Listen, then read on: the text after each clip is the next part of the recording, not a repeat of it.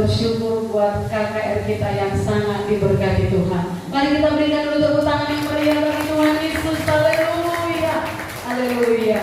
Terima kasih buat semua Bapak Ibu Saudara yang sudah bekerja keras, berkorban, bawa jiwa, dan tentunya pekerjaan kita tidak sampai di KKR. Kita harus penuh lagi dengan kasih Tuhan, dengan kuasa Tuhan, membawa jiwa-jiwa sampai pada rencana Tuhan. Amin, saudaraku. Nah, hari ini firman Tuhan kepada kita, pulih dan bangkit demi hidupmu.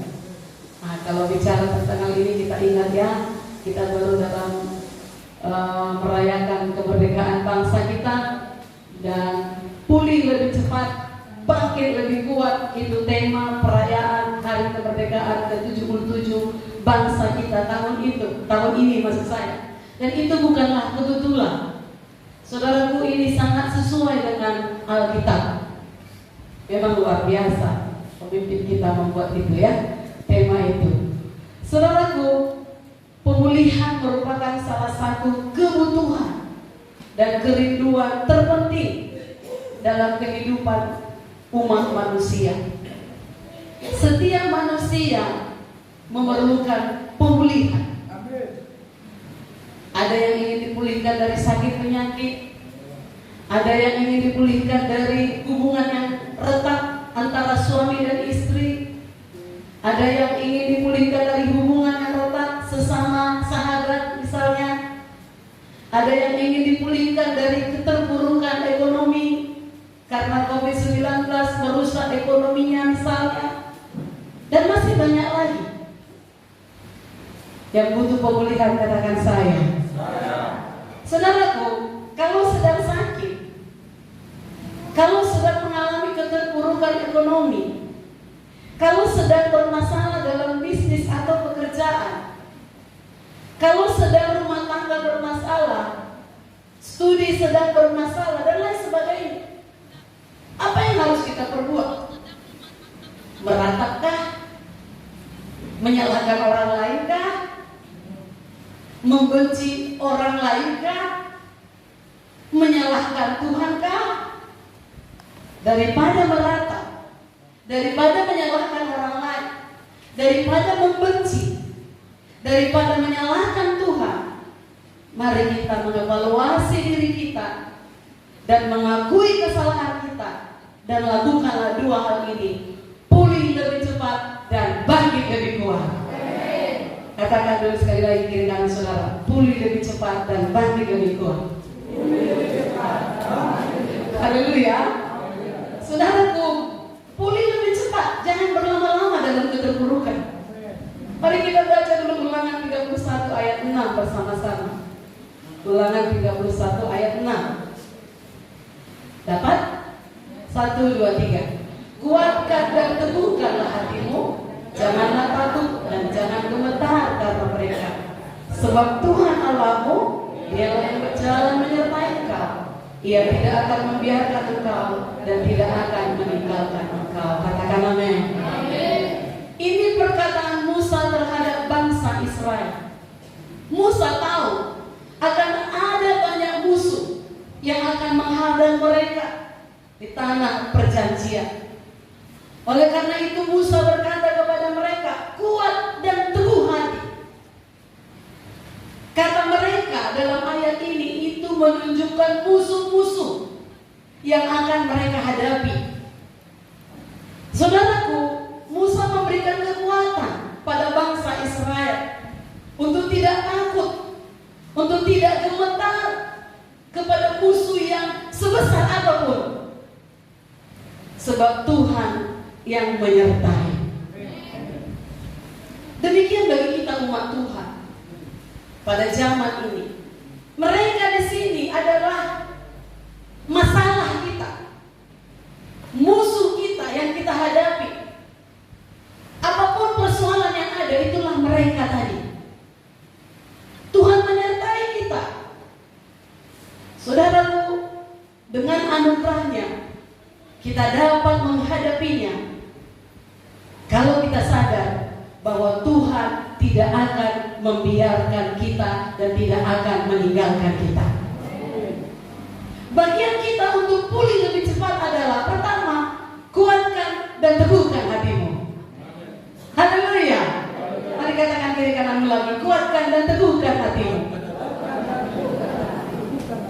Haleluya.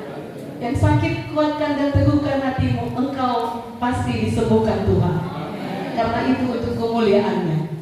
Tuhan gak mau anak-anaknya menderita. Amin. Itu janji Tuhan. Saudara yang punya pergumulan ekonomi, pergumulan anak, mari kita kuatkan hati kita teguhkan hati kita bahwa Tuhan menyertai kita. Firman Tuhanlah yang memberikan kita kekuatan yang baru.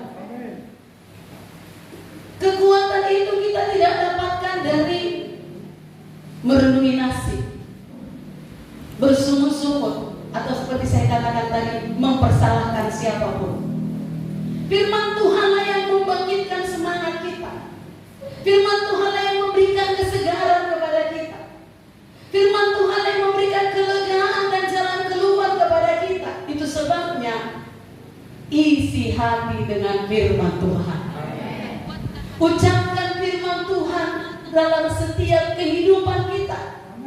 Sebab Roma 10:8 berkata, firman itu dekat dengan kita, yaitu di mulut kita dan di dalam hati kita.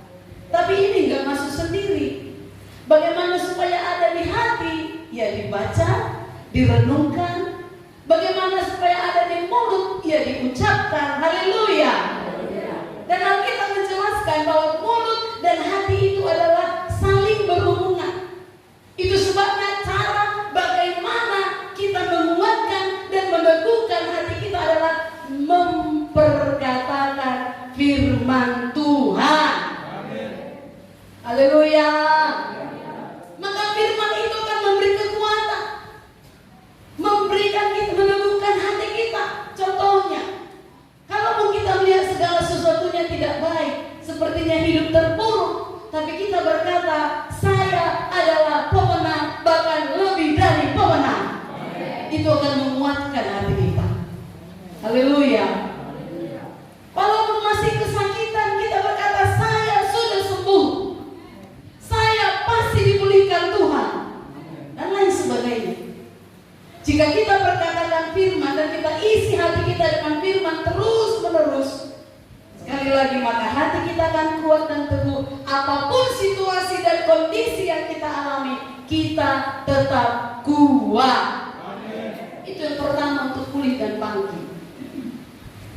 Untuk kita pulih lebih cepat, maksud saya. Dan yang kedua, jangan takut dan jangan gemetar. Apa maksudnya? Kita tidak perlu takut dengan keadaan apapun di dunia ini. Saya pernah katakan, saya tidak takut kepada sikap orang yang bagaimanapun. Saya hanya takut kepada Tuhan. Haleluya. Jika Tuhan di pihak kita, siapakah yang akan melawan kita? Roma 8:31. Dan hal yang sama dituliskan dalam Mazmur 118 ayat 6. Tuhan di pihakku, aku tidak akan takut. Siapa di pihak saudara? Janganlah takut kepada mereka. Ulangan 3:22. Jadi mereka ini maksudnya masalah apapun, musuh apapun, sebab Tuhan dialah yang berperang untuk kita. Haleluya. Masalahnya, adakah Tuhan di pihak kita? Pastikan Tuhan di pihak kita. Syarat dan kuncinya yaitu hidup berkenan kepada Tuhan. Dengan cara apa? Jalin hubungan yang intim dengan Tuhan. Itu syaratnya, supaya Tuhan di pihak kita.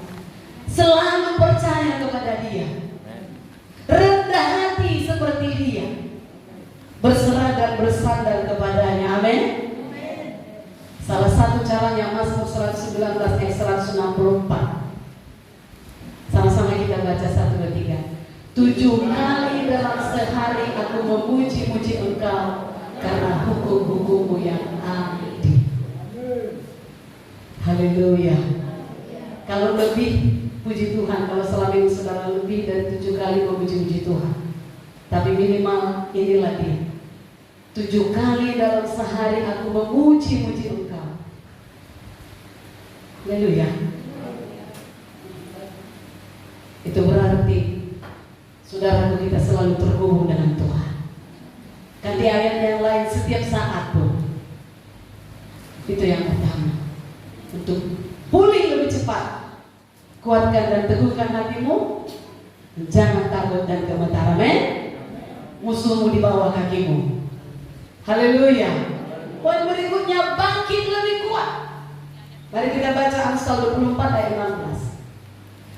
Amsal 24 ayat 16. Sama-sama, 1, 2, 3, bukan?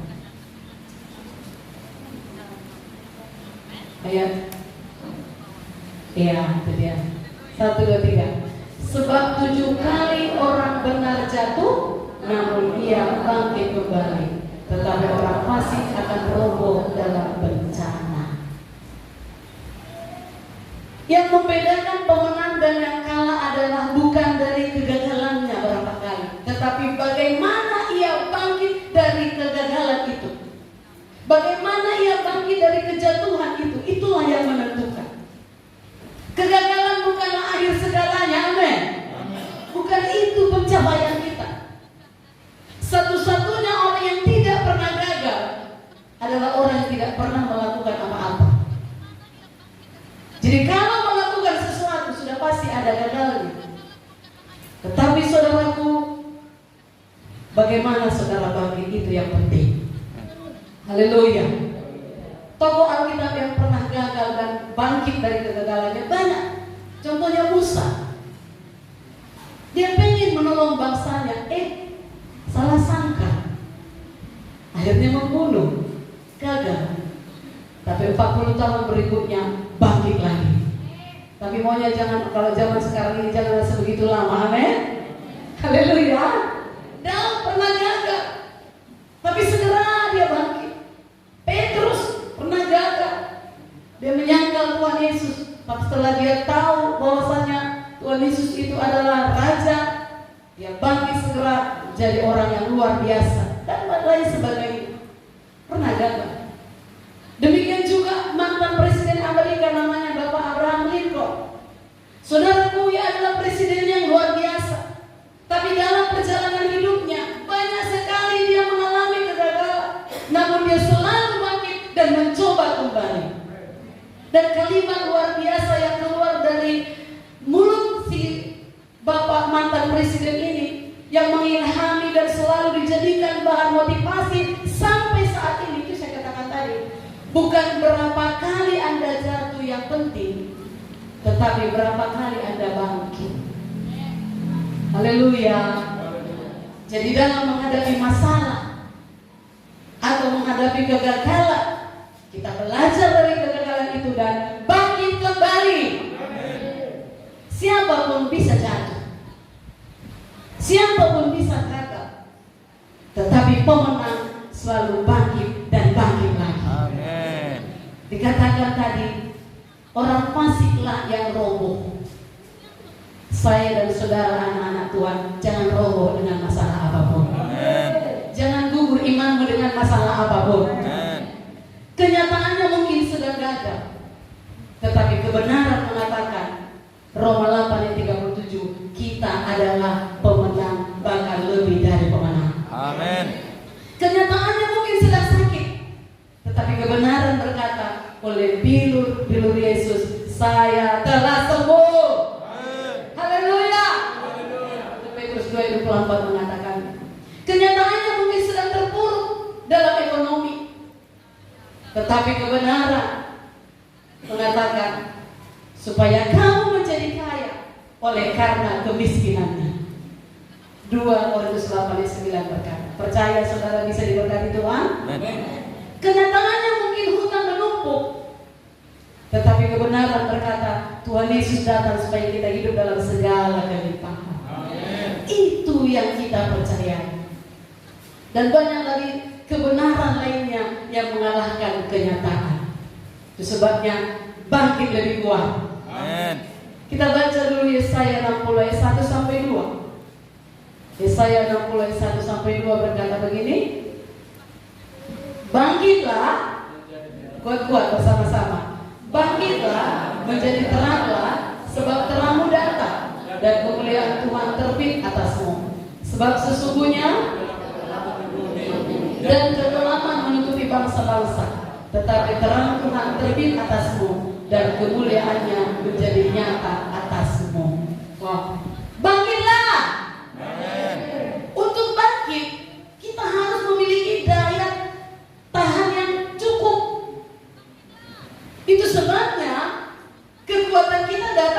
firman Tuhan. Haleluya. Filipi 4 ayat 13 berkata, segala perkara dapat kutanggung di dalam Dia yang memberi kekuatan kepadaku. Jadi kalau mau bangkit, harus memiliki daya tahan yang kuat, dan daya tahan kita datangnya dari firman Tuhan. Haleluya. Apapun masalah yang datang, segala perkara dapat kutanggung di dalam Dia yang memberi kekuatan kepadaku. Kita tidak pernah berkata, ini sudah melebihi kekuatan, ini sudah melebihi apa yang kusangka. Enggak. Segala perkara dapat kutanggung. Haleluya. Untuk bangkit, pastikan ada roh Tuhan di dalammu. Karena Zakaria 4:6 berkata, bukan dengan perkasaan dan bukan dengan kekuatan, melainkan dengan rohku, firman Tuhan semesta alam. Sekuat apapun manusia, saya katakan kepada seseorang, kalau sarafnya saja satu mati, meleleh ludahnya. Bukan urapan yang meleleh, tapi ludah yang meleleh. Sekuat apapun manusia, satu saraf saja terganggu, hilang kekuatan. Itu sebabnya Zakaria 4:6, bukan dengan keperkasaan dan bukan dengan kekuatan, melainkan dengan rohku, firman Tuhan semesta alam. Bangkitlah. Haleluya. Selanjutnya dikatakan dari Yesaya 60, menjadi teranglah. Kenapa? Karena dunia berada dalam kegelapan. Itu tadi dikatakan firman Tuhan, kegelapan menutupi bumi, kegelapan menutupi bangsa-bangsa. Itu sebabnya kita harus menjadi terang. Sekarang ini banyak orang dibelenggu ketakutan, banyak orang tidak lagi malu berbuat dosa. Itulah karena ditutupi kegelapan. Matanya sudah gelap, nggak tahu lagi dia membedakan mana yang baik, mana yang benar. Saudaraku, kehidupan orang-orang dunia saat ini benar-benar semakin jauh dari kehendak Tuhan. Mereka dengan sengaja berbuat dosa. Itulah sebabnya orang percaya dipanggil untuk menjadi terang. Haleluya. Sebab kita ini adalah anak-anak terang, dipanggil dari kegelapan, keluar dari kegelapan kepada terangnya yang ajaib.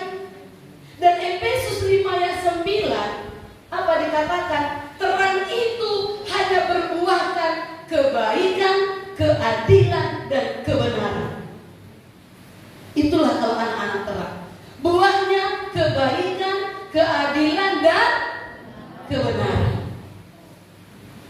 Saudaraku, hidup yang menjadi terang berarti kita anak-anak Tuhan tidak lagi sembrono hidup. Haleluya. Tetapi kehidupan kita berdampak yang positif bagi dunia ini. Itu sebabnya orang percaya harus mengalami percepatan untuk bangkit. Bangkit dari segala permasalahan hidup, bangkit dari segala keterpurukan, bangkit dari segala ketertinggalan. Haleluya. Jangan dinikmati keterpurukan ini. Ayo, sudahlah, ya memang begini. Jangan.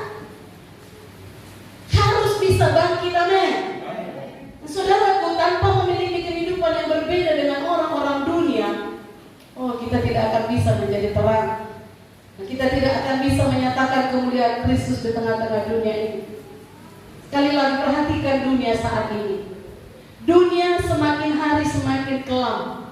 Dan itu memang Yesaya 60 berkata, sangat pekat diliputi oleh kegelapan. Kalau orang percaya tidak bisa menjadi terang, orang-orang dunia ini meneladani siapa lagi? Terus terang, sekarang ini kekristenan sedang dicoret di negeri ini. Maka saya dan saudara yang masih ada sisa, kaum sisa, marilah menjadi terang. Haleluya. Kalahkan semua keadaan yang terjadi sekarang ini, karena terang akan selalu mengalahkan kegelapan. Bahwa Tuhan memberikan kepada kita kuasa yang besar untuk dapat bangkit dan akan setiap situasi dalam kehidupan ini. Terang adalah pemenang. Jangan langsung merasa terpuruk. Bangkitlah. Maka setiap orang yang menerima terang Tuhan akan selalu memenangkan setiap kehidupan. Haleluya. Dan dikatakan tadi, kemuliaan Tuhan nyata atasmu. Saudaraku, kalau kita pulih lebih cepat, bangkit lebih kuat, maka kita akan heran dan tercengang dengan segala perbuatan Tuhan dalam hidup kita. Ketika terang itu bekerja dalam diri kita, kita akan heran. Oh, begini rupanya. Luar biasa rupanya mengikut Tuhan. Luar biasa rupanya kalau mematuhi firman Tuhan. Haleluya.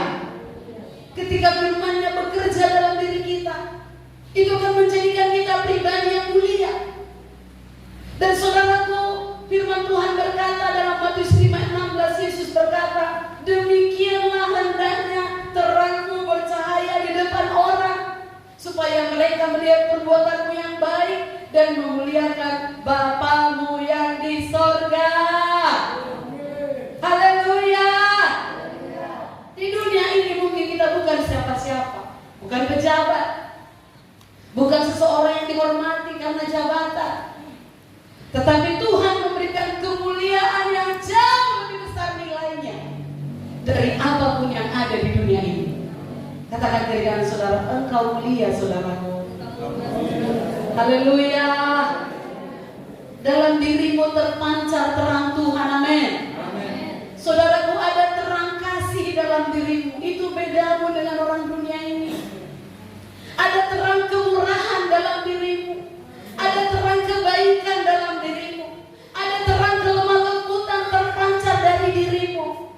Dan kehadiran kita akan menjadi berkat bagi orang lain. Dan karena itu, kehadiran kita membuat orang lain memuliakan Tuhan. Haleluya.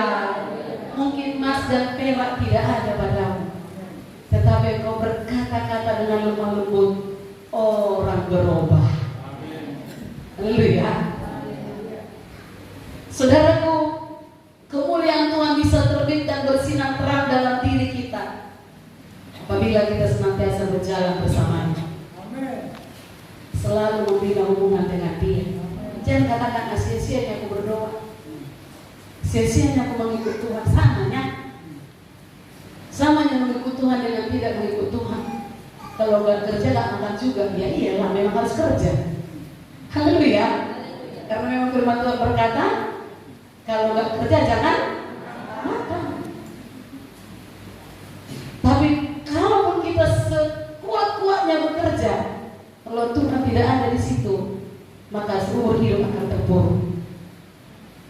Sebabnya saudaraku, demi hidupmu jangan berlama-lama dalam keterpurukan. Mari pulih lebih cepat, bangkit lebih kuat. Dan kalau kau sudah kuat, kuatkan yang lain. Amin. Itu kata Tuhan.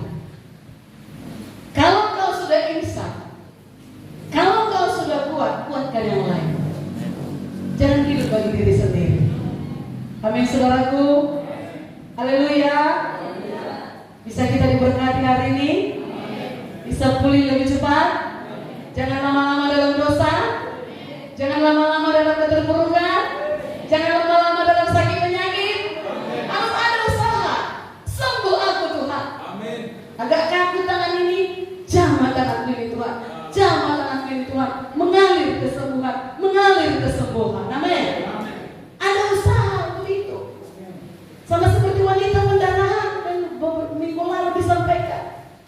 Wanita pendarahan itu gak ada lagi kekuatannya, habis semua hartanya, tapi dia dengar Yesus penyembuh, timbul imannya. Haleluya. Haleluya.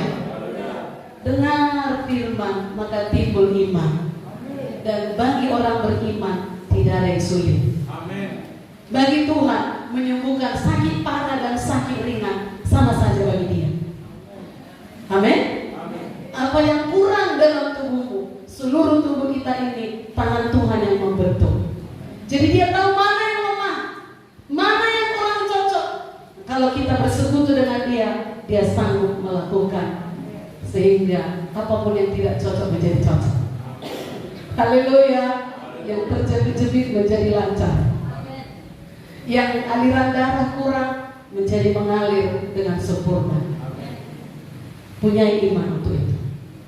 Haleluya. Mari kita bangkit berdiri.